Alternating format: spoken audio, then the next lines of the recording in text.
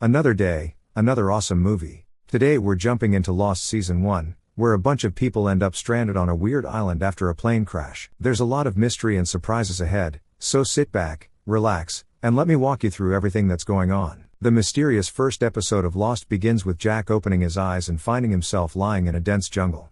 Confused and disoriented, he regains his senses and realizes that the plane he had boarded from Sydney to Los Angeles has crashed. Chaos unfolds around him as fellow survivors scream for help and the wreckage of the plane is strewn across the beach. Without hesitation, Jack rushes to assist the injured passengers. We are quickly introduced to a host of characters who will play pivotal roles in the story. Claire, who is 8 months pregnant, finds herself in a dangerous situation as a piece of the plane threatens to fall on her and Hurley, another survivor. Jack jumps in to save them just in time and asks Hurley to stay with Claire while he goes deeper into the jungle to assess his own injuries. He finds a large cut below his ribcage and realizes he needs help stitching it up. While examining his wound, Jack spots Kate walking by. He asks her if she has any experience in sewing. Kate, hesitant at first, admits she's only ever made drapes. Despite her reluctance, Jack convinces her that her skills are sufficient, and she nervously agrees to help him sew his wound.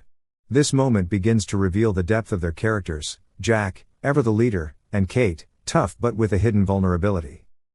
Meanwhile, Michael is seen trying to comfort his son Walt, who is clearly shaken by the crash. Jin, another survivor, warns his wife's son to stay close to him and follow his lead for safety. Later, Jack examines a critically injured man, and Kate asks if he will survive. Jack responds by asking if she knows him, to which she only partially reveals the truth, saying he sat next to her on the plane.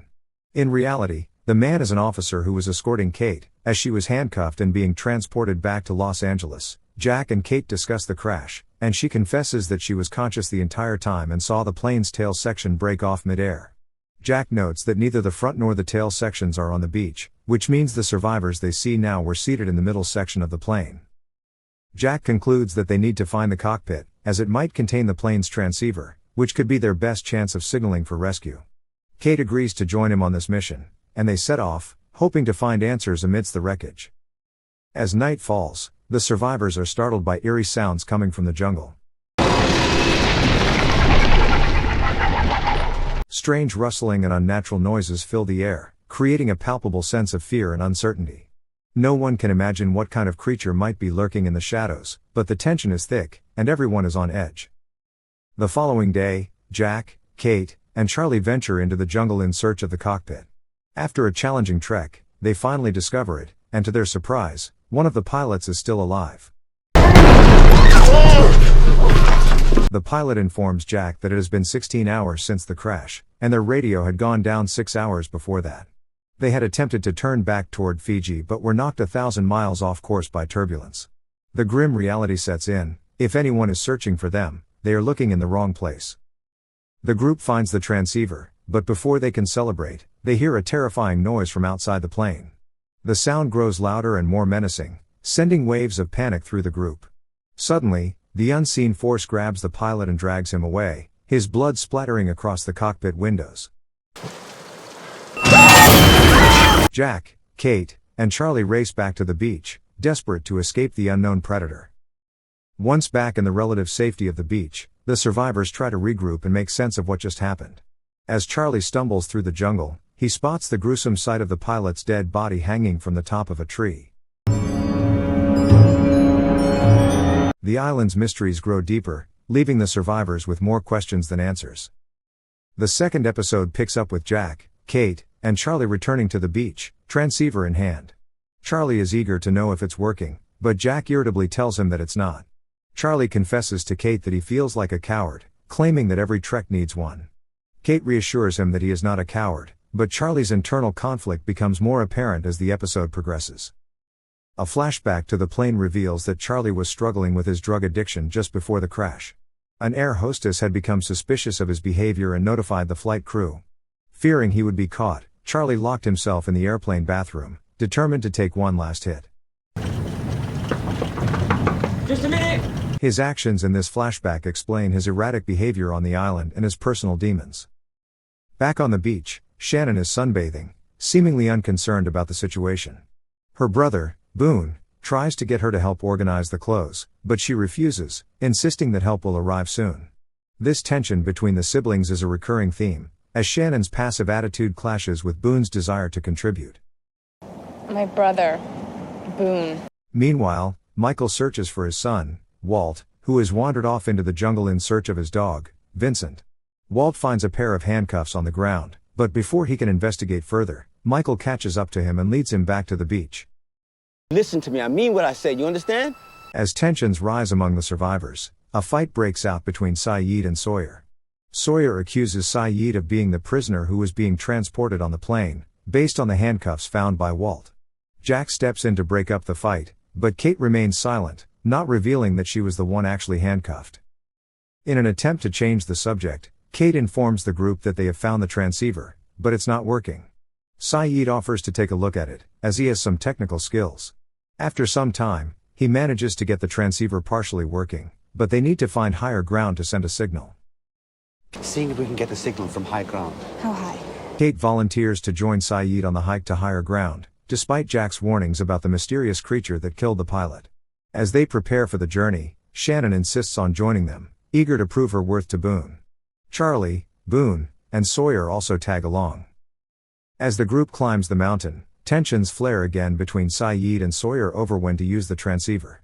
Their argument is cut short when they hear the same eerie noise that had haunted them the night before.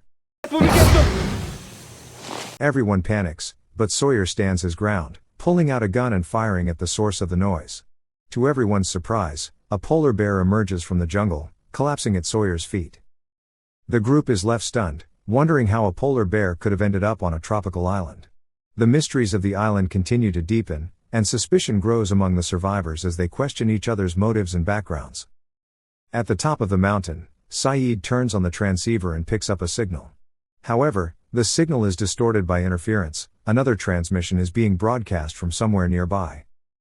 Feedback. Feedback from what? What would do that? Shannon, the only one who understands French, translates the message. A woman is pleading for help, saying that the others have killed her companions and that she is the only survivor.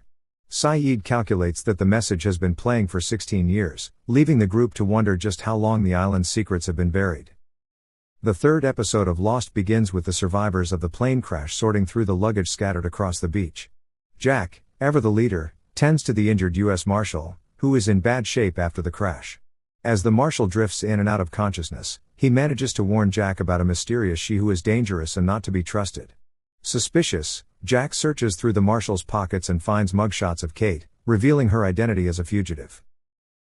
She's dangerous. Meanwhile, Hurley, ever curious, bombards Jack with questions. Some of them are silly, like whether the monster could be a dinosaur, but others, like whether the Marshal is going to die, strike at the heart of the survivor's grim situation. Jack answers no to both, although it's clear the situation is getting dire.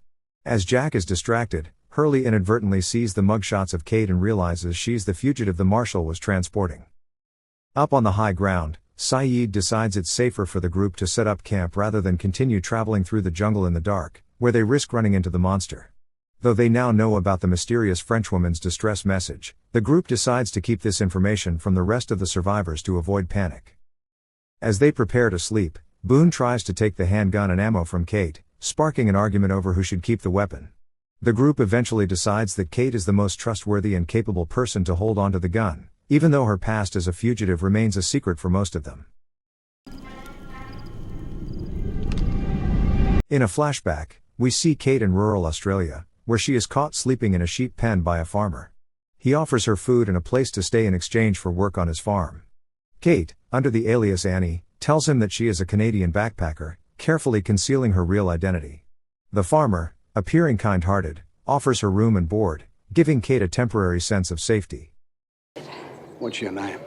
Annie. Back on the island, the group returns to the beach, and Saeed informs the others that the transceiver didn't work. The transceiver failed to pick up a signal. He requests that the survivors gather any cell phones and laptops so he can try to boost the signal. Kate confesses to Jack what really happened with the transceiver, but she still doesn't reveal that she's the fugitive. Stress call from a French woman. Jack, knowing the truth from the Marshal, chooses not to confront her about it. Later, Jack searches for stronger antibiotics among the wreckage to treat the injured Marshal. During his search, he stumbles upon Sawyer looting the dead bodies for valuables. Sawyer, ever cynical, questions Jack about whether it's worth wasting precious supplies on the marshal, who seems unlikely to survive. While this tension unfolds, Charlie helps Claire carry some luggage using an abandoned wheelchair. As they talk, Claire reveals that she is unmarried, offering a glimpse into her personal struggles. Meanwhile, Jin orders his wife's son to stop searching for his luggage and go clean up, reinforcing the power dynamics in their relationship. As a storm rolls in, Kate sneaks into the tent where the marshal is recuperating.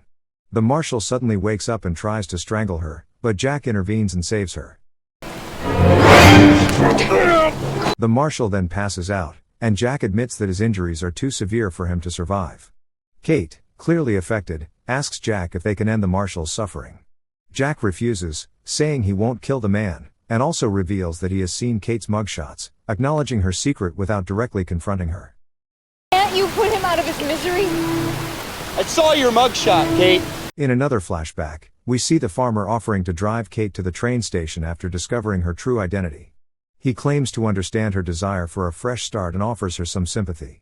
To the train station first thing in the morning. I promise. However, during the drive, Kate realizes they are being followed by an SUV. It becomes clear that the farmer has betrayed her for the $23,000 reward. The reward's $23,000. The SUV pulls up alongside them, and its driver is none other than the U.S. Marshal who was chasing her. Michael confronts his son Walt about something Locke had said to him earlier. Mr. Locke said a miracle happened to him. Yeah, well, a miracle happened to all of us, Walt.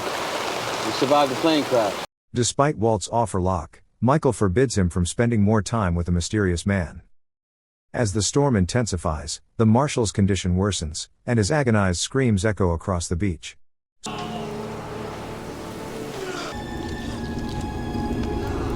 Sawyer approaches Kate with a grim proposition. Use the gun to put the marshal out of his misery.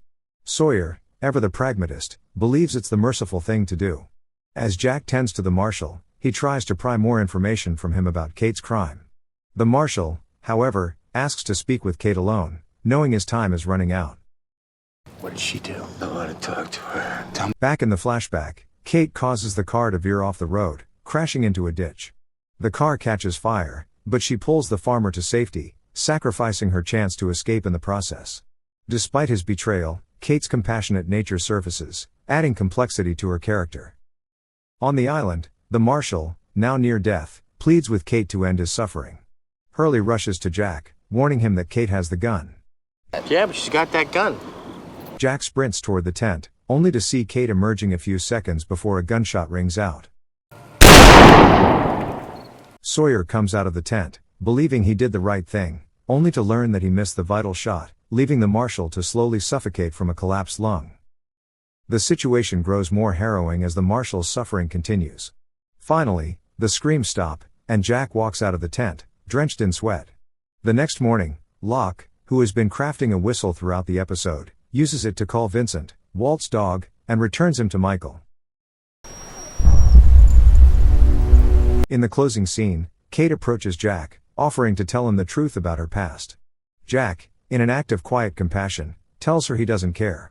Everyone gets a fresh start on this island, he says, implying that they are all free from their pasts.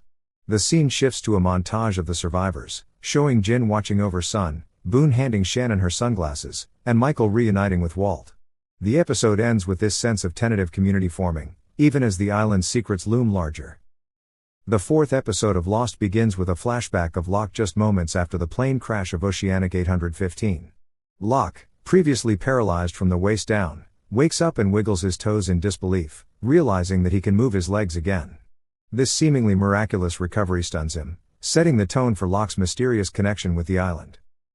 Back in the present, it's been 4 days since the crash. As night falls on the beach, the survivors hear strange noises coming from the fuselage, which still contains many of the passengers' bodies. Jack investigates and finds wild boars feasting on the corpses, further adding to the survivors' sense of desperation and fear. The sight of the boars eating the dead triggers a discussion between Jack, Kate, and Saeed about what to do with the bodies. Boars. Jack proposes using the fuselage as a massive funeral pyre to cremate the dead. While this would prevent the boars from further desecrating the bodies, Saeed expresses his concerns. He objects, pointing out that they don't know what religious or cultural beliefs the deceased may have had, and burning the bodies might go against those beliefs. However, Jack insists that they must do it, reasoning that it's necessary for hygiene and survival. No regard for their wishes, their religions. Jack also hints that he sees this as an opportunity to create a signal fire that could attract rescue teams, revealing his persistent hope of being found. The next day, Saeed works on building a device to triangulate the source of the Frenchwoman's transmission. He believes that if they can trace the signal, they may also locate the power source it's using, which could be crucial for their survival. Meanwhile, Michael tries to stop his son Walt from spending too much time with Locke, fearing Locke's influence on the boy. Walt has developed a fascination with Locke, who appears to possess a strange wisdom about the island. Mr. Locke doesn't want a kid hanging around him all day anyway. Tensions among the survivors continue to escalate, particularly when Hurley accuses Sawyer of hoarding food. A fight nearly breaks out, but Locke interrupts the confrontation in dramatic fashion, offering a solution to their food shortage problem. He proposes that they hunt the wild boars for food, revealing that he has a case full of hunting knives that he brought on the plane. Mr. Locke, what is it that we're hunting? Hurley, bewildered, asks, "Who is this guy?" Locke, with his newfound physical strength and confidence, seems like a completely different person from the one they met on the plane, further deepening the mystery surrounding him. In Locke's flashback, we see him working at a mundane office job, where he is constantly belittled by his boss, Randy. Locke dreams of adventure and has been planning a walkabout, a spiritual journey through the Australian outback. Randy mocks him, unable to comprehend why Locke, a man in a wheelchair, would want to embark on such a physically demanding trek. Locke, undeterred, continues to plan his walkabout, seeing it as his destiny. His boss, however, remains condescending, scoffing at Locke's ambitions and questioning every aspect of his life, including Locke's supposed relationship with a woman named Helen. The flashbacks reveal that Locke's life before the island was marked by frustration, unfulfilled dreams, and feelings of powerlessness. Kate volunteers to join Locke's boar hunting expedition. Jack, concerned about her constant need to venture into the jungle, questions why she always seems eager to put herself in danger. Kate deflects, admitting that she also plans to plant Saeed's triangulation device during the trip. Their conversation shifts to Locke, with Kate expressing her trust in him, while Jack remains skeptical of anyone who brings a case full of knives on a plane. Michael also decides to join the hunting trip, though he struggles with leaving Walt behind. He awkwardly asks Son to watch Walt while he's away, reinforcing the growing bond between the survivors as they learn to rely on each other for help. Claire, sensing the need for closure, asks Jack to lead a memorial service for the deceased before the bodies are burned. Kind of memorial service or something? Jack, uncomfortable with the emotional weight of such a task, declines, but Claire decides to take on the responsibility herself. This act of leadership on Claire's part contrasts with Jack's increasingly pragmatic and detached approach to survival.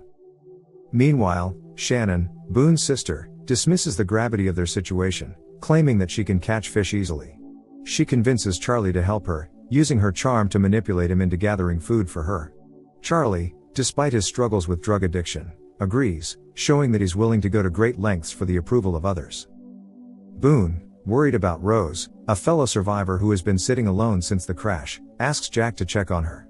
Jack, reluctant to get involved in anyone's personal struggles, initially brushes it off but later brings Rose some water and a blanket. This interaction highlights Jack's internal conflict between his role as a leader and his desire to remain emotionally detached from the survivor's grief. In the jungle, the hunting party follows a boar trail deeper into the jungle. As they track the boar, Michael shares more about his strained relationship with Walt, who had been living with his mother in Sydney until her recent death. Kate is saved from discussing her own past when Locke, ever the hunter, signals for silence, indicating they are close to their prey. Suddenly, Michael is attacked by a charging boar, which gouges his leg, leaving him injured. The group is forced to abandon the hunt to help Michael, but Locke, undeterred, insists on continuing alone. Despite Kate's protests, Locke pushes forward, convinced that hunting the boar is his destiny. Get back to camp, I'm gonna get that boar. In the next flashback, Locke is seen talking on the phone with a woman named Helen, whom he has never met in person. It becomes clear that Helen is part of a call service Locke has been paying to talk to, revealing the depth of his loneliness and desire for connection. Locke tells Helen that he plans to go on the walkabout and has even bought a plane ticket for her, but she refuses, reminding him of the boundaries of their relationship. It's destined to do, like we talked about. I bought 2 tickets. Locke's frustrations boil over, as he slams the phone down in anger, feeling trapped by his circumstances. This flashback further deepens the audience's understanding of Locke's previous life, one marked by isolation and a yearning for something greater. Back on the island, as Kate and Michael head back to the beach, Kate climbs a tree to plant Saeed's triangulation device. However, she accidentally drops it when she hears the ominous sound of the monster. The scene shifts to Locke, who comes face to face with the monster. Although the audience doesn't see the creature, Locke stands his ground, staring into the unseen terror with a look of awe on his face.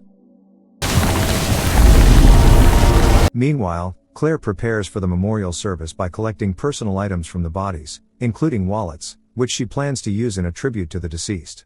Sun, resourceful as ever, finds plants to make a makeshift toothpaste for herself, showing how the survivors are adapting to life on the island. Locke eventually returns to the beach, bloodied but triumphant, dragging a dead boar behind him. His success in the hunt reinforces his growing sense of purpose on the island, though his encounter with the monster remains shrouded in mystery.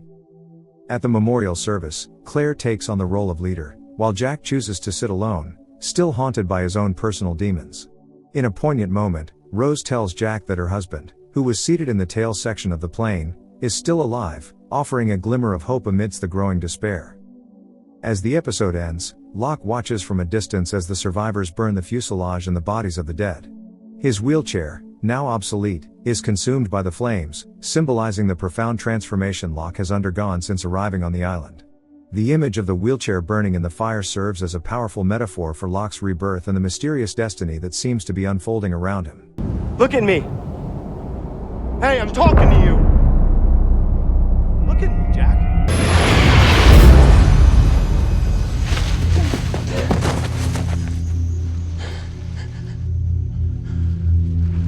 Dad? The fifth episode of Lost opens with a flashback of a young Jack Shephard attempting to stop bullies from tormenting another kid. In doing so, Jack is punched, underscoring his instinct to protect others even if it means getting hurt himself. This scene foreshadows his present struggle on the island. 6 days after the crash of Oceanic 815, Jack finds himself facing another life or death situation when he spots someone drowning in the ocean. Without hesitation, he swims out to save Boone, who admits he was trying to rescue a woman, but she drowned before Jack could make it back to her. Jack is devastated by the loss and starts to question his role as an unofficial leader of the survivors. Throughout the episode, Jack grapples with visions of a man in a black suit and tennis shoes standing eerily on the beach, a figure that has appeared to him before. When he asks Kate if she sees the man, she denies it, leaving Jack confused and questioning his sanity. Meanwhile, other survivors, like Sun and Jin, seem to be distancing themselves from the group. Sun, concerned that no one is coming to rescue them, asks Jin what they should do, but he dismisses the need for anyone else's help. Back on the beach, Sawyer continues his opportunistic ways. When Shannon approaches him for insect repellent, Sawyer demands an outrageous price of $5,000 or an IOU. $5,000. Which she flatly refuses. Meanwhile, Hurley and Charlie alert Jack to a critical problem. Their water supply is almost gone. Everyone looks to Jack for leadership, but Jack is reluctant to take on that role, avoiding responsibility at every turn. In a flashback, Jack's father, Christian Shephard, berates him for getting involved in a fight as a child. Christian warns young Jack that trying to save others will only lead to failure and that Jack doesn't have what it takes to be a hero. This parental scolding is clearly etched into Jack's psyche, as he continues to doubt his ability to lead on the island. Back in the present, Boone confronts Jack, accusing him of prioritizing him over the woman who drowned, asking why Jack has been placed in charge. But Jack is distracted, once again spotting the man in the black suit, whom he now recognizes as his father, Christian. Shocked and disoriented, Jack follows the figure into the jungle.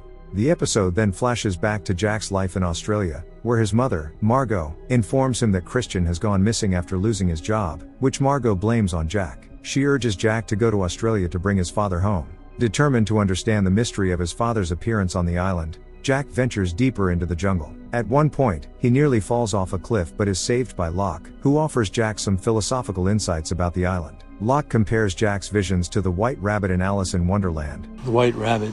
Suggesting that while Jack may believe these hallucinations are caused by stress or dehydration, there's a possibility they are something more significant. Locke cryptically hints that the island is a special place where extraordinary things happen, leaving Jack to wonder if his father's ghostly appearances are more than just figments of his imagination. In Sydney, Jack's search for his father leads him to a hotel where he discovers Christian's belongings, but no sign of his father. After investigating further, Jack learns that Christian has died of a heart attack, his high blood alcohol level being a contributing factor. The painful discovery adds another layer to Jack's inner turmoil. Jack's journey through the jungle finally leads him to a set of caves, where he discovers a freshwater stream and the wreckage of some luggage, including a coffin. Inside, Jack expects to find his father's body, but to his horror, the coffin is empty. Overcome with frustration, Jack smashes the coffin to pieces with a large stick, symbolizing his anger and grief over his father's unresolved issues. On the beach, Boone is revealed to have stolen the last of the water, attempting to take responsibility for the group. The other survivors are furious, but when Jack returns from the jungle, he delivers a powerful speech about the need for unity. He warns them that if they don't learn to live together, they will die alone. This moment solidifies Jack's reluctant acceptance of his leadership role, as he takes charge and organizes the survivors to move to the caves, where they will have access to a clean water supply. In episode 6, the narrative shifts to focus on Sun and Jin, whose complicated relationship is explored through flashbacks. The episode opens with Sun at a glamorous dinner party where Jin, then a waiter, discreetly hands her a note. The two secretly meet, revealing their romantic relationship despite Sun's father, Mr. Paik, disapproving of their union. Sun dreams of eloping with Jin, but he refuses, knowing that her father would never allow it. Instead, he presents her with a white flower, promising that one day it will be replaced by a diamond. Sometime later, Jin tells Sun that he has been granted permission to marry her but that the approval comes with strings attached. He must work for her father. Although this arrangement worries Sun, she agrees to marry him. Their early married life is filled with material luxuries, including a posh apartment and even a puppy, but Sun begins to feel that Jin's long working hours are straining their relationship. The honeymoon phase is short-lived as Jin becomes increasingly consumed by his job. One night, Sun finds Jin washing blood off his hands, and when she presses him for details, he refuses to explain, simply stating that he does whatever her father asks to protect their marriage. Tensions between the couple rise, leading Sun to secretly plan her escape. She meets with a woman posing as a decorator, who provides Sun with fake identity papers and instructions on how to flee the country and leave Jin behind. At Sydney Airport, the plan is set in motion as Sun prepares to leave Jin for good. However, at the last moment, Sun hesitates, overcome with emotion and unable to abandon the man she loves. Jin, oblivious to her plan, smiles warmly and presents her with a white flower, and Sun, holding back tears, decides to stay. Back on the island, tensions rise as Jin violently attacks Michael, seemingly unprovoked. Sun is powerless to stop him, and Jin is handcuffed to plane wreckage to prevent further violence. The group is puzzled by Jin's outburst, and Michael attributes it to racial tensions. However, Sun later reveals to Michael, in perfect English, that Jin attacked him because of a watch Michael had found, an heirloom entrusted to Jin by her father. Sun's ability to speak English comes as a shock, as she has kept this secret from everyone, including Jin. Meanwhile, Jack, Kate, and Locke lead a group to the caves in search of water. During the trek, they discover two skeletons, which Jack dubs Adam and Eve, adding yet another layer of mystery to the island. The caves provide a much-needed water source, but not everyone is eager to move there. Some, like Saeed, believe that staying on the beach with a signal fire offers the best chance of rescue. As divisions begin to form among the survivors, Sun's internal conflict mirrors the external challenges of the group. In the end, Jin is freed after Michael returns the watch, and the group remains divided between those willing to move to the caves and those determined to stay on the beach. In episode 7 of Lost, we dive deeper into Charlie's past and the struggles he faces on the island. The episode begins with a flashback to Charlie in church, confessing his sins to a Catholic priest. He explains that his temptations, such as drugs and reckless behavior, stem from his success as a member of the band Drive Shaft. Feeling overwhelmed by the lifestyle, Charlie decides to quit the band. However, his older brother Liam, who is also his bandmate, persuades him to stay after revealing that they've secured a new recording contract. Back on the island, Charlie's inner demons resurface as he struggles with heroin withdrawal. He wanders into the jungle searching for Locke, who has been somewhat of a mentor to him. Charlie ends up distracting a wild boar long enough for Locke to kill it. Afterward, Charlie demands that Locke give him his hidden heroin stash back, but Locke instead offers a deal. "I think you're a lot stronger than you know, Charlie," Locke says, "and I'm going to prove it to you. And I'm gonna prove it to you. I'll let you ask me for your drugs 3 times. The 3rd time, I'm going to give them to you. Just so we're clear, this is the first time." Locke's tough love approach gives Charlie something to think about, as he must now face his addiction head-on. Meanwhile, Saeed is working on a plan to locate the source of the mysterious distress signal broadcast by the Frenchwoman. He builds 3 triangulation antennae, which, when placed at strategic points around the island, will help them pinpoint the signal's origin. Saeed gives the first 2 antennae to Kate and Boone and instructs them where to set up. He He also gives them bottle rockets to signal when they are in position. However, Sayid still needs parts from a laptop to get the transceiver working. Kate goes to Sawyer, who is reading Watership Down, to get one of the laptops he has scavenged from the wreckage. Meanwhile, Charlie tries to help Jack and Hurley organize the medical supplies, but his withdrawal symptoms cause him to make a mess instead of helping. In another flashback, Liam tries to convince Charlie to stick with the band, but Charlie reluctantly agrees only on the condition that Liam will quit when Charlie says it's time. Unfortunately, Liam's drug use and reckless behavior worsen as the band's fame grows. Back on the island, Jin becomes angry with Sun for wearing a more revealing, climate-appropriate outfit. Sun defends herself, saying it's too hot to cover up, and her defiance signals a growing rift between the couple. Meanwhile, Charlie has an outburst after being told to move his guitar to make room for medical supplies. His frustration gets the best of him, and in a heated moment, he follows Jack into a cave. His shouting triggers a cave-in, trapping Jack inside. Charlie manages to escape, and he runs back to the beach to get help, while Hurley and others attempt to dig Jack out. In the jungle, Kate and Sayid talk about the improbability of their survival. The tail section broke off while we were still in the air, Sayid reflects. Our section cartwheeled through the jungle,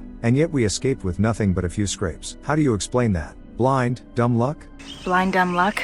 Kate suggests. No one's that lucky. We shouldn't have survived, Sayid counters, hinting at the island's mystical and mysterious nature. Charlie rounds up a group from the beach, including Michael, to help rescue Jack. Boone, after instructing Shannon on when to activate the antenna, also heads to the caves. Sawyer volunteers to find Kate and tell her about the situation, though his motives remain unclear. In another flashback, we see Liam upstage Charlie at Driveshaft's first major concert. Liam's drug use continues to spiral out of control, leaving Charlie feeling sidelined and unimportant. This fuels Charlie's later drug addiction, as he starts using heroin to cope with his insecurities and the increasing chaos of his life. On the island, the rescue effort continues at the caves. Michael, an experienced construction worker, takes charge and organizes the dig. They manage to clear a small hole, discovering that Jack is alive but trapped beneath fallen rock. Since the opening can't be widened, someone has to crawl in to free Jack. Charlie volunteers, pointing out that he's one of the few people without responsibilities to others. Charlie bravely crawls into the cave, but the tunnel collapses behind him,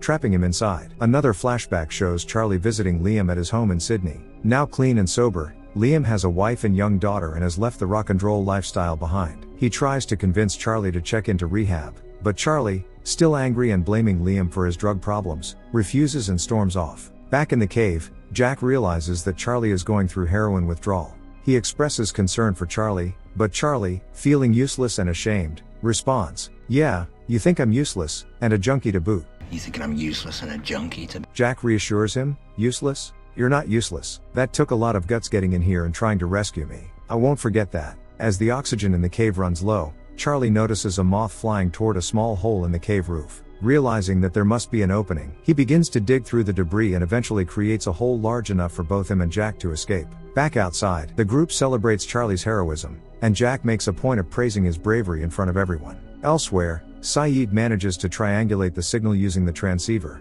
but just as he's about to pinpoint the location, he's knocked unconscious by someone lurking in the jungle. That night at the caves, Charlie asks Locke for the heroin a third and final time. Locke hands over the stash, but instead of using it, Charlie triumphantly throws the drugs into the campfire, signifying his resolve to overcome his addiction. Locke smiles and says, "I'm proud of you, Charlie." I'm proud of you, Charlie. "I always knew you could do it." Episode 8 shifts focus to Sawyer, peeling back the layers of his character and revealing the painful backstory that shaped him. While out collecting bananas, Kate stumbles upon some personal items on the beach, including a paperback of Watership Down. Sawyer emerges from the water, making his usual suggestive comments, but Kate dismisses his advances. In a flashback, we see Sawyer in a seedy hotel room with a woman named Jessica. After they share a tender moment, Jessica notices that Sawyer is late for a meeting. As he hastily dresses, his suitcase bursts open, revealing stacks of cash. Jessica is shocked, but Sawyer downplays the situation, saying, "You weren't exactly supposed to see that." Back on the island, Sawyer catches Boone rifling through his stash of supplies. Boone claims he was looking for asthma inhalers for Shannon, who suffers from asthma attacks. However, Sawyer is less than sympathetic and gives Boone a beating before letting him limp back to the caves. Sawyer's flashback continues as we see him pulling a con on Jessica and her husband, David. Sawyer convinces David to invest in a fake offshore drilling scheme, promising him huge returns in a matter of weeks. Jessica, in on the plan, helps sway her husband's decision. On the island, Shannon's asthma is getting worse, and Boone begs Jack for help. Jack confronts Sawyer, demanding the inhalers, but Sawyer plays coy. Kate tries to reason with him, but Sawyer only agrees to give her the inhalers if she kisses him. Kate reluctantly kisses him, but afterward, Sawyer admits that he never had the inhalers, to begin with, and he was just toying with them. Tensions escalate when Saeed, desperate to save Shannon, tortures Sawyer to get the truth. Sawyer reveals a deeply personal letter he has been carrying. The letter, written by a child, accuses Mr. Sawyer of ruining the child's family by conning his parents. It turns out that the letter was written by Sawyer himself, detailing the pain caused by a con man who destroyed his family. As Shannon's condition worsens, Sun steps in with a remedy using eucalyptus leaves, which helps alleviate her symptoms. Meanwhile, Charlie convinces Claire to move to the caves by offering her imaginary peanut butter, using humor and kindness to lift her spirits. In a final twist, Sawyer's flashback reveals that he had planned to scam Jessica and David out of their money, but when he sees their young son, he has a change of heart and calls off the con, leaving the money behind. This moment hints at the complexity of Sawyer's character, showing that beneath his hardened exterior, he still has a conscience.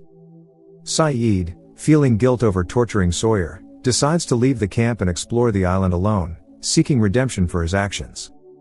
These 2 episodes reveal crucial character development, with Charlie battling his inner demons and proving his worth, and Sawyer's tragic backstory shedding light on the reasons behind his abrasive behavior.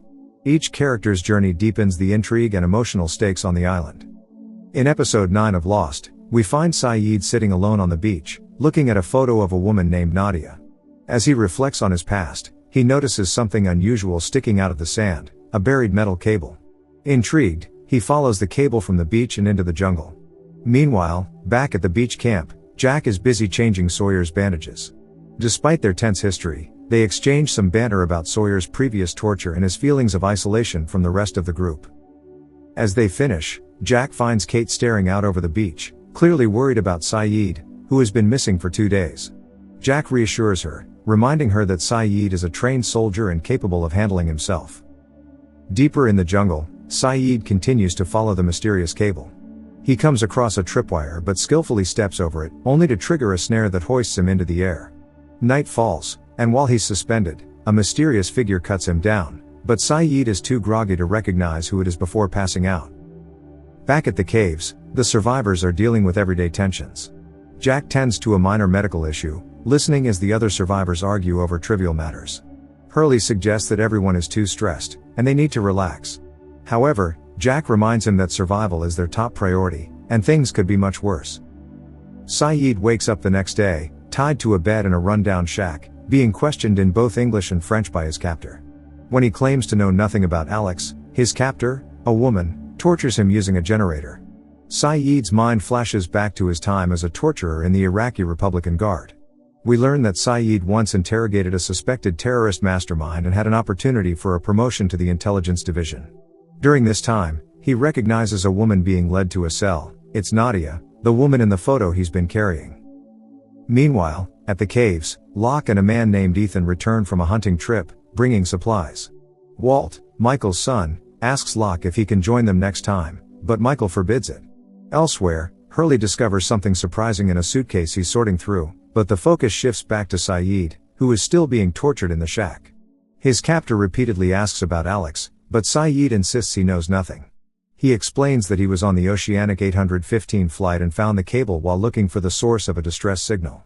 The woman reveals herself as Rousseau, the mysterious Frenchwoman whose distress signal the survivors had heard. She refuses to believe Saeed's story and knocks him out again.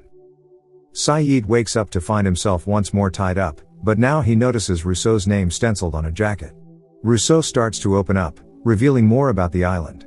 She believes the others, people she claims to have encountered, now control the island. She also learns Saeed's name from an envelope he was carrying, which also contained a letter and the photo of Nadia. Saeed tells her about his time as a soldier and how Nadia, a childhood friend, became someone he was forced to interrogate as part of his duties. The flashbacks continue to show Saeed's emotional conflict as he threatened Nadia with torture but was unable to carry it out. Back in the present, Rousseau questions Saeed further, asking why he was wandering alone in the jungle if over 40 people survived the crash.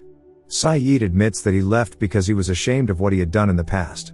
Rousseau then asks about Nadia, but Saeed deflects the question, saying she's dead because of him. Meanwhile, at the caves, Michael is excited to show Jack his idea for rerouting some of the water supply to make showers. The moment is interrupted when Hurley arrives to unveil his secret project, a makeshift golf course. Jack and Michael dismiss it initially, but Hurley explains that with the constant stress of survival, the survivors need something fun to keep their spirits up.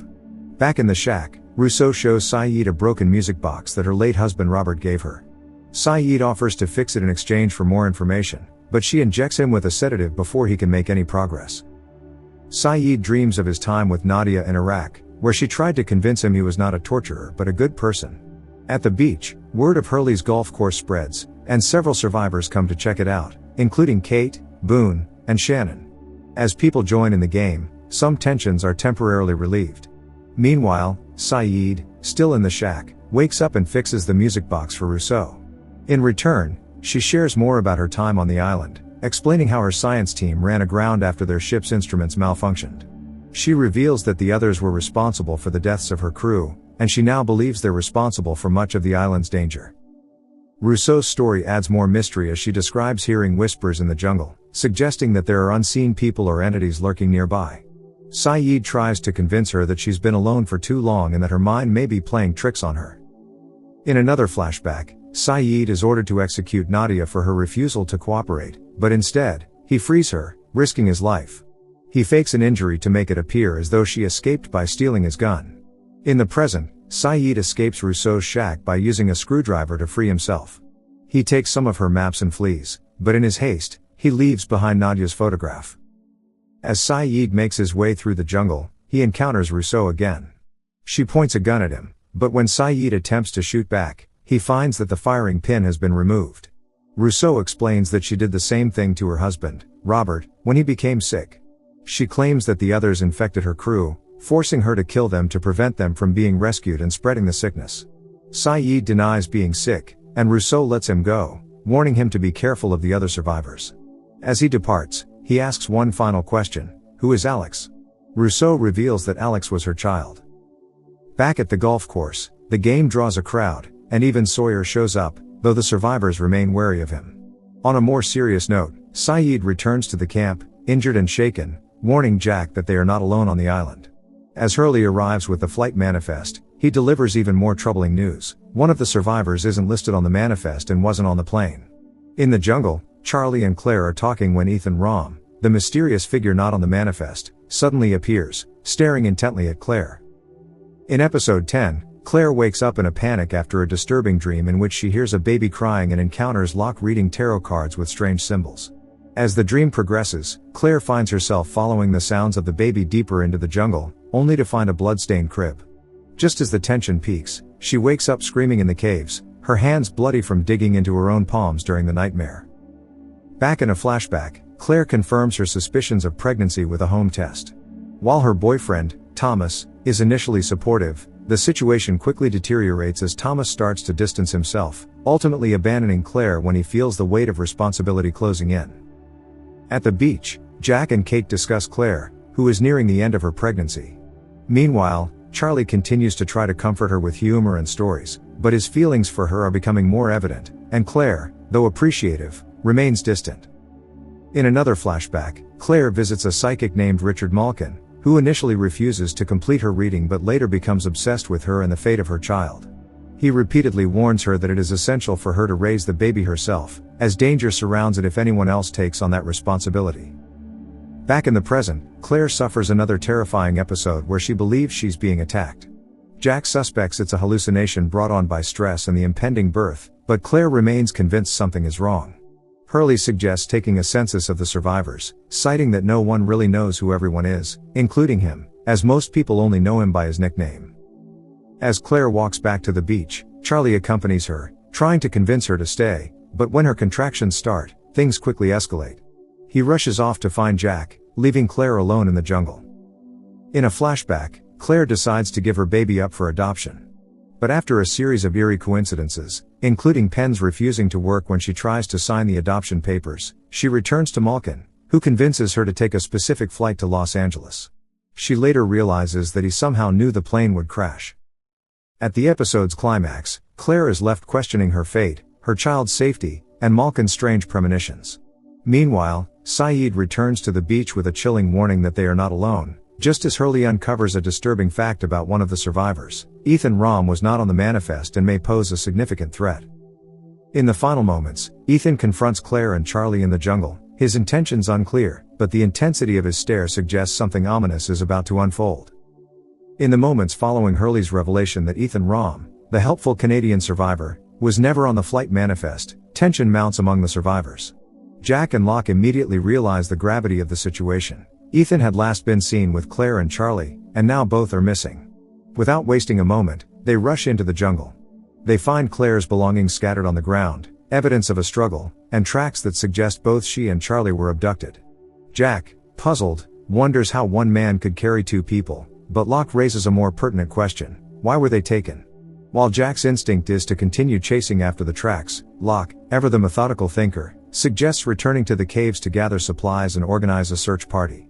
Jack, however, is impatient and runs off alone into the jungle.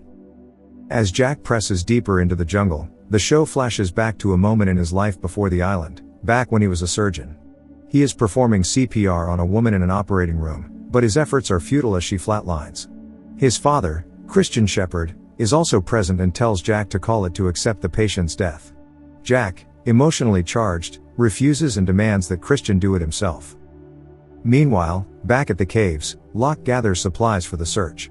Kate insists that she will join him, despite the dangers. Boone volunteers as well, determined to prove his worth. Walt, eager to help, is immediately shut down by his father, Michael, who is also eager to assist but is similarly dismissed by Locke. Locke explains that too many people will slow them down. As Locke, Kate, and Boone head into the jungle, Jack becomes increasingly disoriented and realizes he's lost. The flashback continues as Jack and Christian are left alone with the woman's lifeless body. Jack confronts his father, accusing him of making a fatal mistake during the surgery. Christian had been drinking, his hands were unsteady, and it was his misstep that led to the woman's death. The tension between father and son is palpable, as Jack asks his father, "How many drinks did you have at lunch, Dad?" Locke, Kate, and Boone eventually catch up to Jack, who is visibly frustrated after having wandered in circles. Locke suggests that Jack should return to the caves, where he is needed to tend to Saeed's injuries and remain available as the survivor's only trained physician. "Be the doctor," Locke tells him. "Let me be the hunter." But Jack, consumed by guilt over not believing Claire when she claims someone had attacked her, insists on continuing the search. Back at the caves, Michael is venting his frustrations about being sidelined by Locke. Walt, ever observant, tells his father that Locke is the one keeping everyone alive and that they should listen to him. This angers Michael, who forbids Walt from speaking to Locke ever again. Meanwhile, Locke, Boone, Jack, and Kate continue searching. They discover one of Charlie's makeshift finger bandages and believe it to be a clue left behind by him. As they follow the trail, they come across another bandage. Locke, however, is suspicious. Kate, who reveals she has tracking skills of her own, theorizes that the bandages were placed to throw them off. The group splits up, Jack and Kate follow the bandages, while Locke and Boone take another path. At the beach, Walt fills Sawyer in on the situation. Sawyer, ever the skeptic, mocks the idea of Ethan being a plant among them. So, a tribe of evil natives planted a ringer in the camp to kidnap a pregnant girl and a reject from VH1 has-beens? Yeah, fiendishly clever. But despite his sarcasm, Sawyer's interest is piqued when he learns that Saeed has returned from his exploration of the island. As Locke and Boone continue through the jungle, Boone is fascinated by Locke's enigmatic personality and questions his pre-crash life. Locke claims to have worked for a box company, but Boone remains unconvinced, guessing Locke might have been something more sinister, like a hitman. Meanwhile, Jack and Kate make progress along their path. Jack, driven by guilt and frustration, admits to Kate that he feels responsible for not believing Claire when she needed help. Kate, sensing Jack's obsession, opens up about her own tracking skills, learned from her father, who was an army ranger. She tries to connect with Jack emotionally, but he remains distant, focused solely on the mission. Another flashback reveals a crucial moment in Jack's past. The day after the botched surgery, Christian calls Jack into his office to sign a report that would absolve him of any blame for the woman's death. Jack hesitates, knowing that signing the report would protect his father's career but at the cost of his own integrity. Christian pleads with his son, explaining that his strict parenting was meant to mold Jack into the most gifted young surgeon in the city. Christian's manipulative words finally convince Jack to sign, though the weight of the decision visibly haunts him. In the present, Saeed's return sparks tension with Sawyer, who seeks retribution for being tortured earlier. But the confrontation is cut short when Saeed begins to reveal what he learned from Danielle Rousseau about the mysterious others on the island. Back in the jungle, Locke and Boone lose the trail but continue searching, driven more by Locke's instincts than any visible clues. As predicted by Locke, it begins to rain, and the terrain becomes more treacherous. Jack and Kate, meanwhile, find another of Charlie's bandages and are suddenly startled by a scream from beyond a nearby hill. Jack rushes forward but is stopped in his tracks by Ethan, who delivers a chilling warning: "If you don't stop following me, I'll kill one of them." Before Jack can react, Ethan knocks him down and vanishes into the jungle. The episode flashes back to a pivotal moment in Jack's life. During a medical hearing, Christian testifies that there was nothing he could have done to save the woman on the operating table. Jack, at first willing to support his father's version of events, suddenly learns that the woman had been pregnant. Overcome by guilt and the need to do the right thing, Jack confesses to the panel that Christian had been operating under the influence and made the critical mistake that led to her death. Back in the jungle, Jack, still reeling from his encounter with Ethan, refuses to give up the search. Despite Kate's pleas to turn back, Jack presses on. Finally, they find Charlie, hanging lifeless from a tree. Jack works frantically to revive him, performing CPR long past the point of exhaustion. Kate tries to stop him, but Jack refuses to give up. In a miraculous turn, Charlie gasps for breath and is revived. However, when asked about what happened, Charlie is visibly traumatized, remembering only one thing: all they wanted was Claire. As Jack and Kate return with Charlie, Boone and Locke make a startling discovery.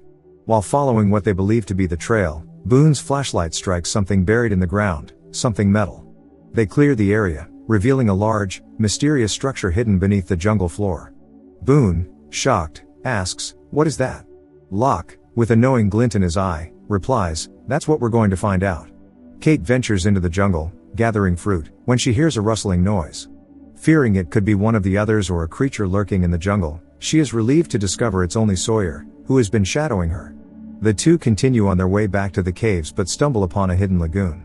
They take a swim and, to their shock, find bodies and wreckage from Oceanic 815 beneath the water. The discovery adds yet another layer to the island's many mysteries. Sawyer, always on the lookout for loot, sifts through the luggage at the bottom of the lagoon. Kate, disgusted by his scavenging, spots a silver case and quickly grabs it.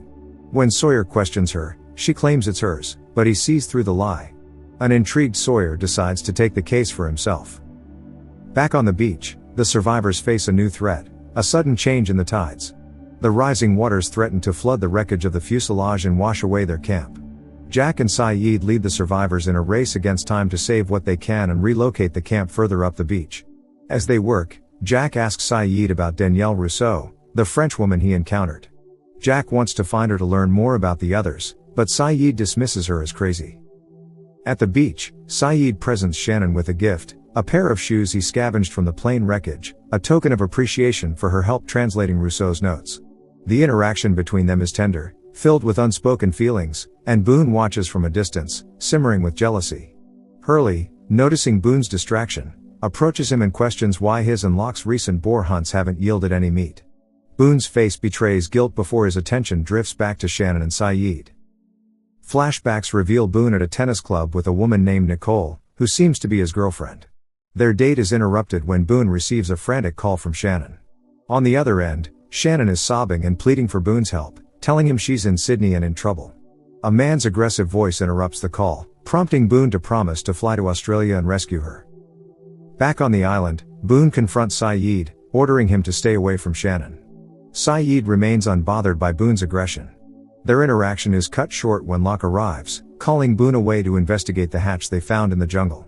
Boone expresses concerns about people questioning their secretive behavior, but Locke dismisses his worries, focused solely on the hatch. Hurley, struggling with digestive issues, seeks Jack's advice. Jack, in typical no-nonsense fashion, suggests Hurley add more protein to his diet and even offers advice on fishing.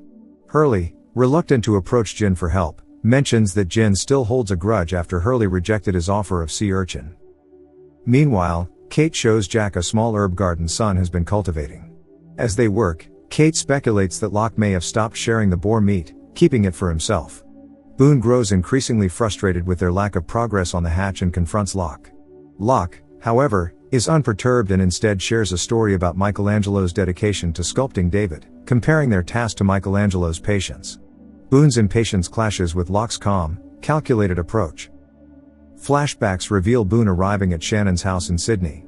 She dismisses him coldly in front of her abusive boyfriend, Brian. Despite Shannon's indifference, Boone notices a large bruise on her forehead.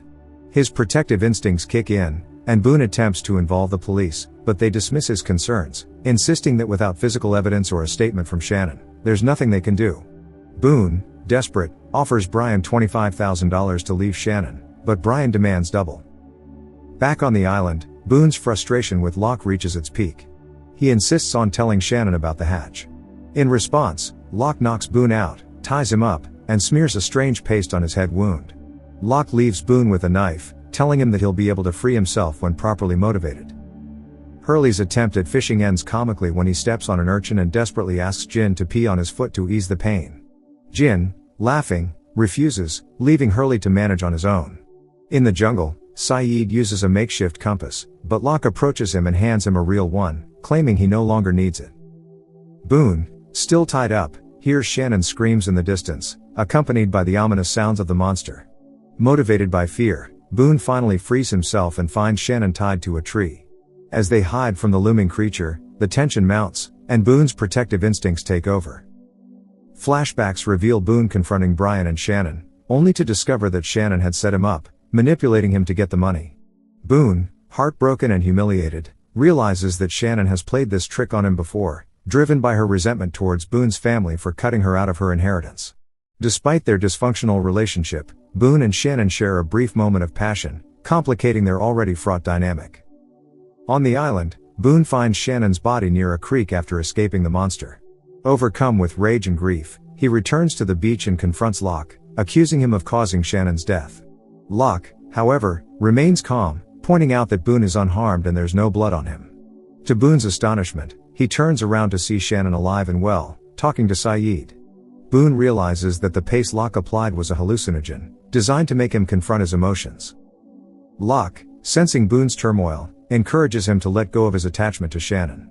Boone, still conflicted, admits that in the moment of her death, he felt relieved. Locke's stoic response signals Boone's transformation, as he reluctantly follows Locke back to the hatch. Michael's frantic search for Walt begins the next episode. Walt, having taken Vincent for a walk, is missing again, raising tensions between Michael and the other survivors. Hurley, observing Michael's frustration, remarks that Michael seems to hate being a father, but Jack offers a more empathetic view. Flashbacks show Michael and his girlfriend, Susan, shopping for a crib for their soon-to-be-born son. Michael's commitment to fatherhood is evident as he insists on buying the best crib, even if it means giving up his art career. He suggests naming their baby Walt after his father, but Susan, now distant, insists Walt take her last name, Lloyd. On the island, Walt has been spending time with Locke and Boone, learning how to throw knives. Locke, ever the mentor, encourages Walt to focus and visualize his target. Walt, determined, manages to hit the tree perfectly. Just as they celebrate Walt's achievement, Michael arrives, furious that Locke is teaching his son dangerous skills. The situation escalates, and Boone steps in to defuse the confrontation. In another flashback, Susan reveals her plan to move to Amsterdam for a new job, taking Walt with her. Michael protests, but Susan has already decided, and her argument gains legal weight when she points out that their unmarried status and his unemployment would favor her in a custody battle.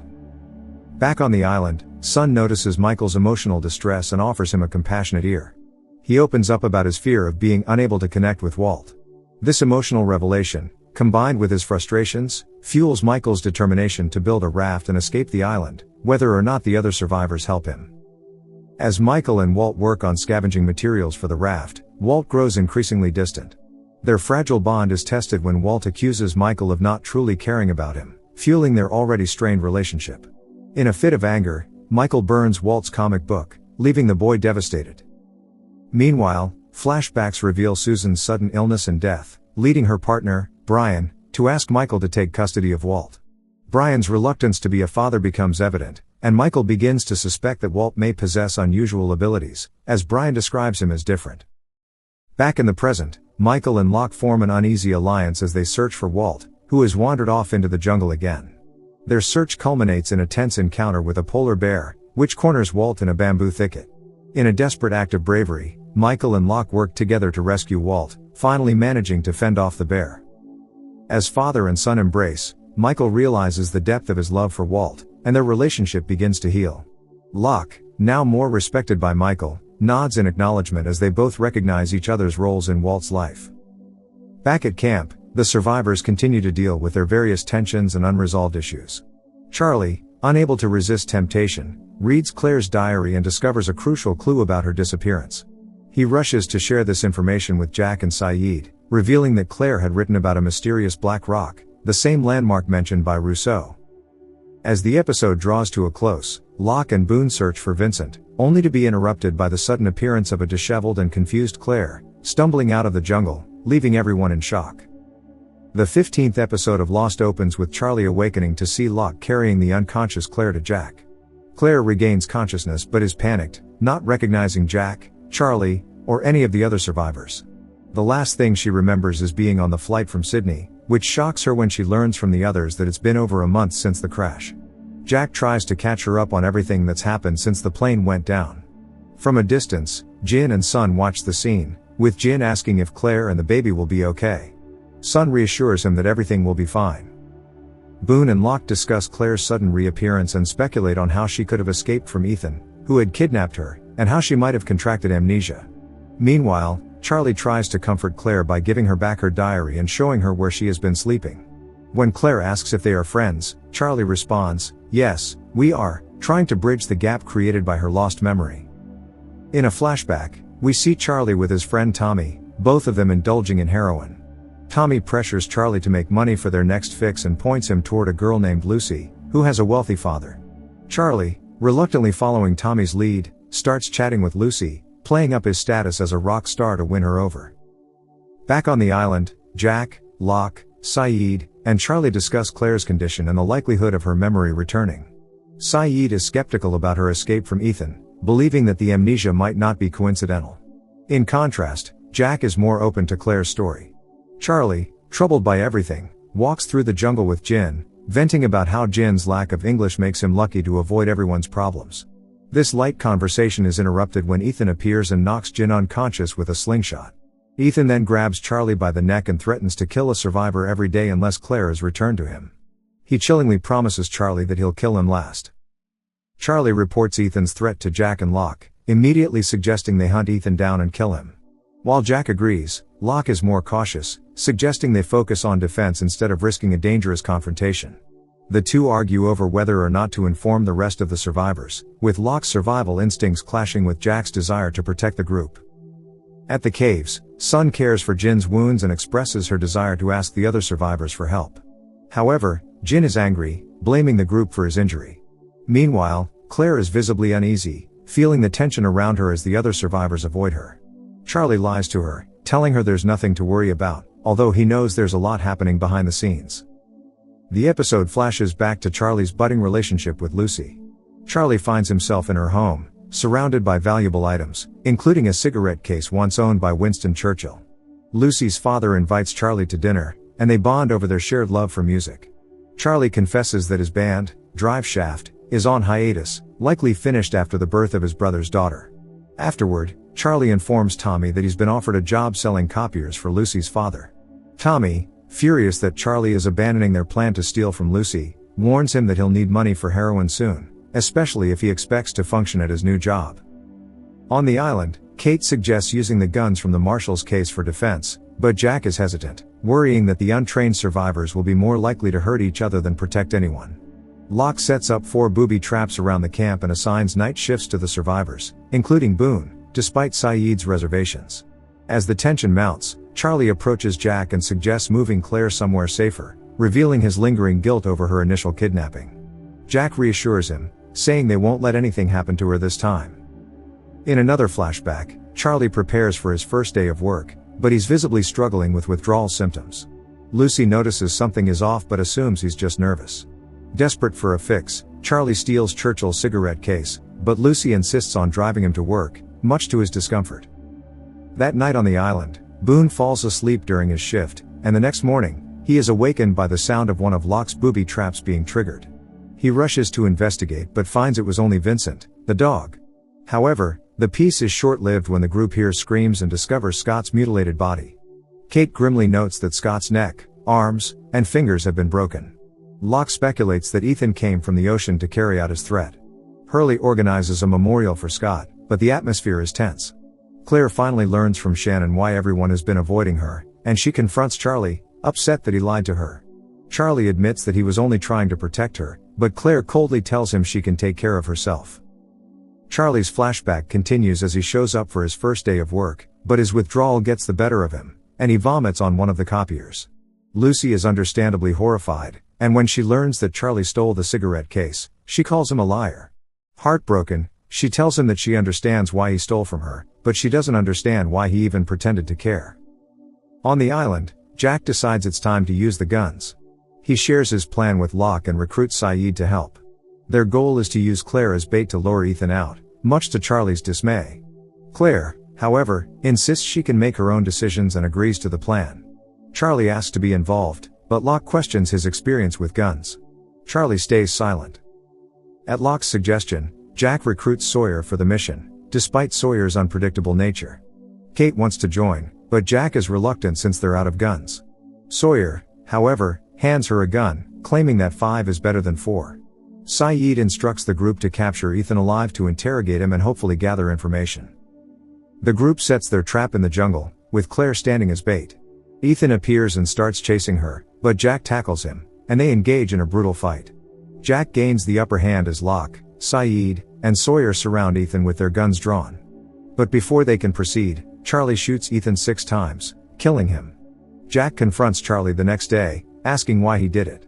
Charlie simply says that Ethan deserved to die and that he wasn't going to let him near Claire ever again. Later, Claire approaches Charlie, telling him that she remembers something, peanut butter. Charlie corrects her, reminding her that it was imaginary peanut butter, a small detail from their time together. Claire admits that she's scared and unsure of what happened to her, but she wants to trust Charlie. They wish each other good night.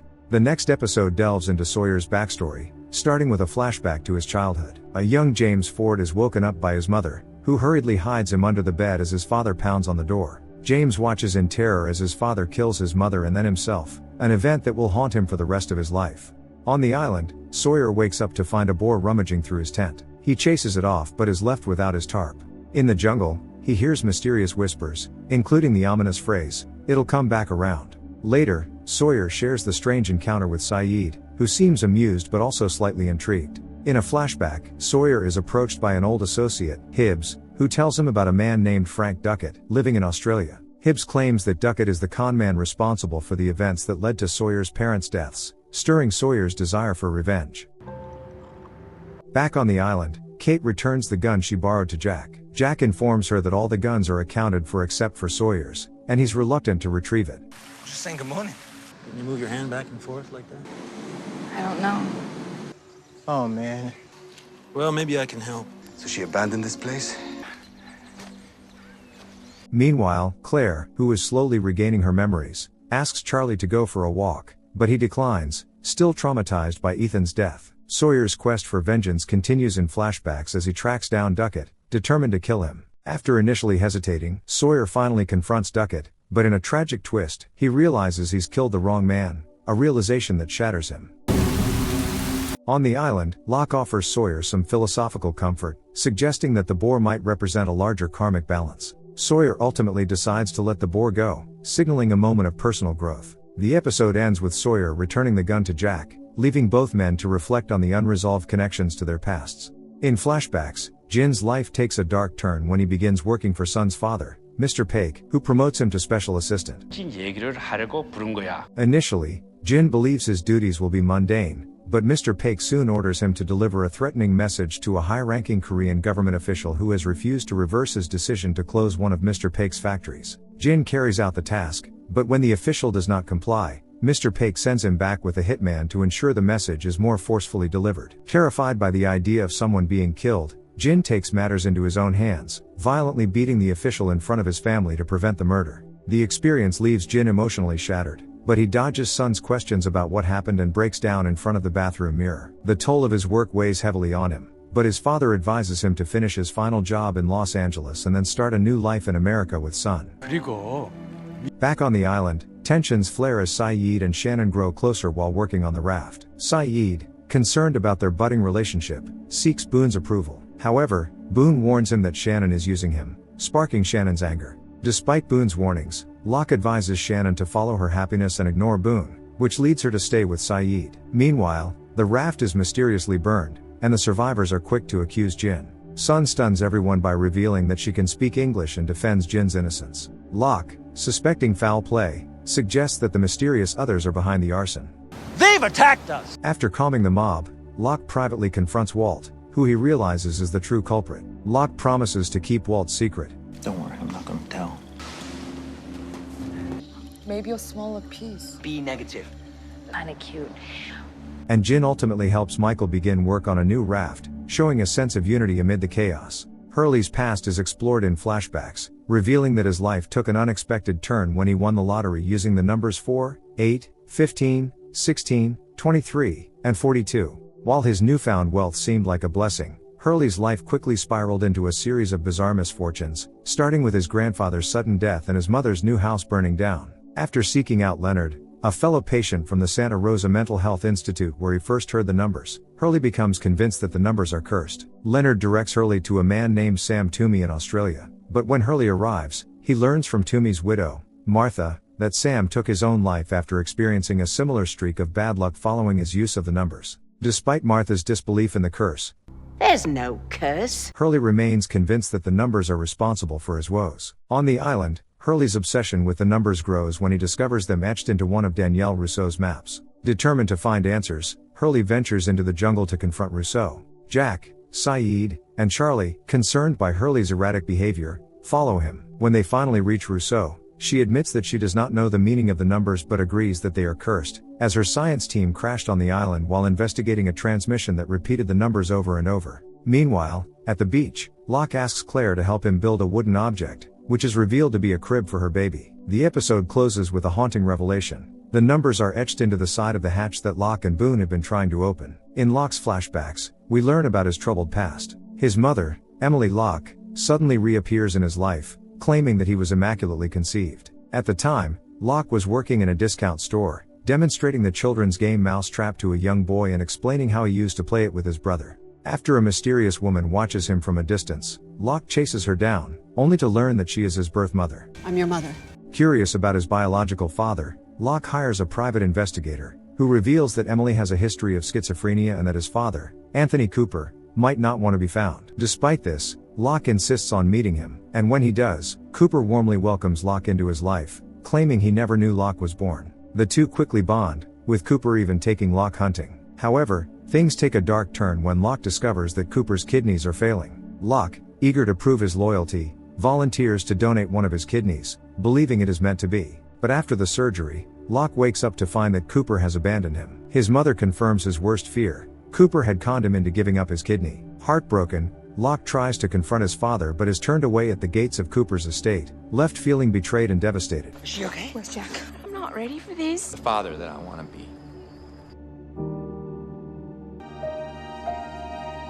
Talk about what?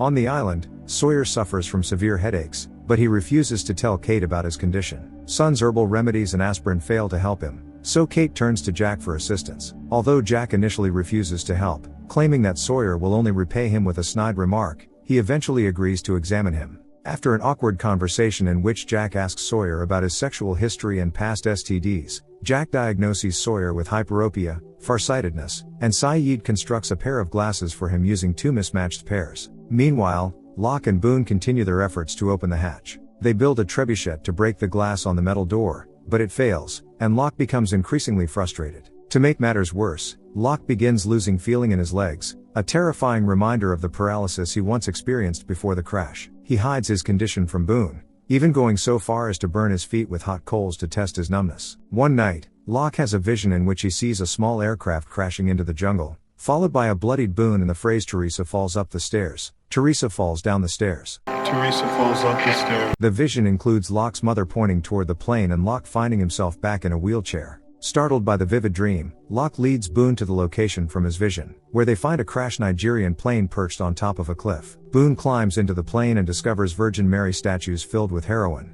confirming the plane's dark past. More importantly, Boone finds a working radio and manages to make contact with someone, claiming to be a survivor of Oceanic Flight 815. To his shock, the person on the other end also claims to be a survivor of Flight 815. Before Boone can investigate further, the plane's weight shifts, and it plummets off the cliff, severely injuring Boone. Locke, barely able to walk, carries Boone back to the camp, where he leaves him in Jack's care before disappearing into the jungle. In a final moment of despair, Locke returns to the hatch and pounds on the door, screaming in frustration. Just as all hope seems lost, a light turns on inside the hatch, leaving Locke in awe and reigniting his faith in the island's mysterious power. The episode opens with flashbacks of Jack's wedding to Sarah. At the rehearsal dinner, Sarah shares a touching story of how Jack, a skilled surgeon, fixed her after she suffered a life-threatening spinal injury in a car accident. Jack, however, is struggling with writing his vows. His father, Christian, tells him it's because Jack has trouble letting go of things, and that difficulty is reflected in his inability to write from his heart.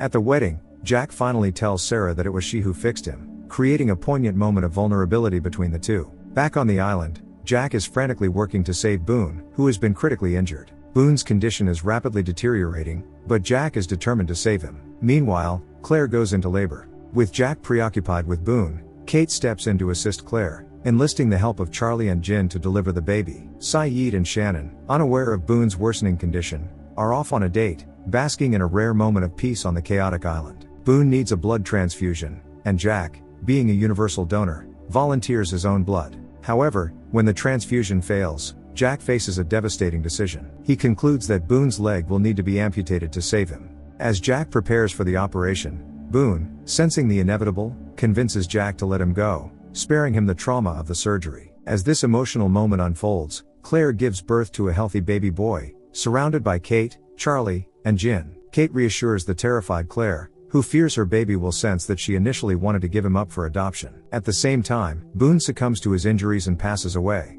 The next morning, Shannon returns to camp with Saeed, only to be greeted with the devastating news of Boone's death. She collapses in grief over her brother's lifeless body. Jack, consumed with guilt, tells Kate that Boone's death was John Locke's fault. He's murdered. The flashbacks in this episode focus on Saeed's past, specifically his involvement with the CIA.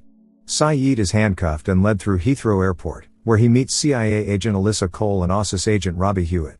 The agents inform Saeed that a terrorist cell has stolen 300 pounds of C4 explosives from an army base in Melbourne. One of the cell members is Essam Taseer, an old friend of Saeed from his university days in Cairo. The CIA offers Saeed a deal: infiltrate the terrorist cell through his connection with Essam, and they will tell him where to find Nadia, the woman he loves. In Australia, Saeed meets Essam at a mosque. The two friends catch up, with Essam revealing that his wife was killed by a stray bomb. Essam invites Saeed to his apartment, where Saeed notices a surveillance device hidden in the smoke detector. Essam's roommates, Yusuf and Haddad, suspect nothing as Essam explains Saeed's expertise in such matters. Haddad suggests that Saeed's arrival might be fate. As the two play soccer and reconnect, Essam confides in Saeed that he has been chosen to be a suicide bomber for the cell. Essam expresses doubt about the mission, but Saeed, under pressure from the CIA, manipulates him by invoking the memory of Essam's late wife, Zara. Saeed's betrayal is motivated by the CIA's threat to arrest Nadia unless he convinces Essam to go through with the attack. When the day of the mission arrives, Saeed reveals his true intentions to Essam, offering him a chance to escape before calling the authorities. Devastated by Saeed's betrayal, Essam turns the gun on himself, leaving Saeed guilt-stricken. In exchange for his cooperation, the CIA gives Saeed information about Nadia's whereabouts in California and a plane ticket for Oceanic Flight 815, the ill-fated flight that would crash on the island. On the island, Shannon grieves over Boone's death. Saeed tries to comfort her, but she remains inconsolable. Jack, consumed with rage and exhaustion, sets out to find Locke, whom he blames for Boone's death. Kate and Saeed try to stop him, but Jack is relentless, convinced that Locke's lies contributed to Boone's demise. At Boone's funeral, Saeed delivers a heartfelt eulogy, praising Boone's bravery and courage. Locke interrupts the somber event, confessing his role in Boone's death. He explains the circumstances, including the Beechcraft in the tree, the malfunctioning radio, and the accident that led to the plane's fall. Jack, overwhelmed with fury, attacks Locke, accusing him of lying. It takes several survivors to pull Jack off Locke, and Jack collapses from sheer exhaustion. Later, Saeed confronts Locke, demanding that he take him to the mysterious hatch that Boone had mentioned before he died. Locke reluctantly agrees, and as they trek through the jungle, Sayid questions Locke's trustworthiness. The flashbacks in this episode focus on Kate. She arrives at a motel, changes the license plate on her car, and dyes her hair to disguise herself. At a hospital, she sneaks in to visit her dying mother, Diane, but is forced to flee when Diane screams for help, recognizing her daughter. In a desperate escape, Kate involves her childhood friend Tom, who helps her dig up a time capsule they buried years ago. The capsule contains childhood mementos, including a toy airplane, which holds deep emotional significance for Kate. However, their escape goes horribly wrong when Tom is killed by police gunfire, leaving Kate devastated. On the island, tensions rise as the survivors prepare the raft for departure. Dr. Arzt warns them that monsoon season is approaching, and they must leave immediately if they want to reach shipping lanes. Kate tries to secure a spot on the raft by convincing Michael to replace Sawyer, but her efforts are in vain. Meanwhile, Sayid leads Jack to the hatch, and they debate whether or not to open it. Back at camp, Michael collapses from what appears to be poisoning. Jack suspects foul play, and after an investigation, he learns that Sun accidentally poisoned Michael while trying to make her husband, Jin, too sick to go on the raft. Sun admits her actions to Jack in confidence, devastated that her plan backfired. In the final moments, Walt confesses to Locke that he destroyed the first raft because he didn't want to leave the island. He now believes that they need to leave, sensing an ominous future on the island. As the episode closes, Kate sits by the fire, reflecting on her tragic past and uncertain future, clutching Tom's toy airplane as a symbol of her inner turmoil. As the 23rd episode of Lost unfolds, we are taken back to the moments just before the survivors board Oceanic Flight 815. These flashbacks serve to provide deeper insight into the characters and their lives prior to the crash. Michael and Walt, already on edge from their tumultuous relationship, are seen arguing. Walt's loud TV watching irritates Michael, creating further tension between the father and son duo. Meanwhile, at the airport bar, Jack strikes up a conversation with Anna Lucia, revealing that he is recently divorced. Their interaction seems casual but carries a sense of vulnerability as Jack navigates his new reality. Elsewhere, Sawyer finds himself at a police station, informed that he is being deported. His rebellious, edgy demeanor is put on display as he faces the consequences of his past actions. Meanwhile, the marshal, who is transporting Kate back to the United States, explains to airport security why he needs 5 guns to handle her, hinting at the complexity of Kate's situation. In another flashback, Sayid asks Shannon to watch his bag while he steps away, only for her to report him to security, further showcasing Shannon's self-centered nature. Sun and Jin, already facing marital struggles, encounter more frustration when Sun spills coffee on Jin at the airport. A rude couple mocks them, adding to the tension in their relationship.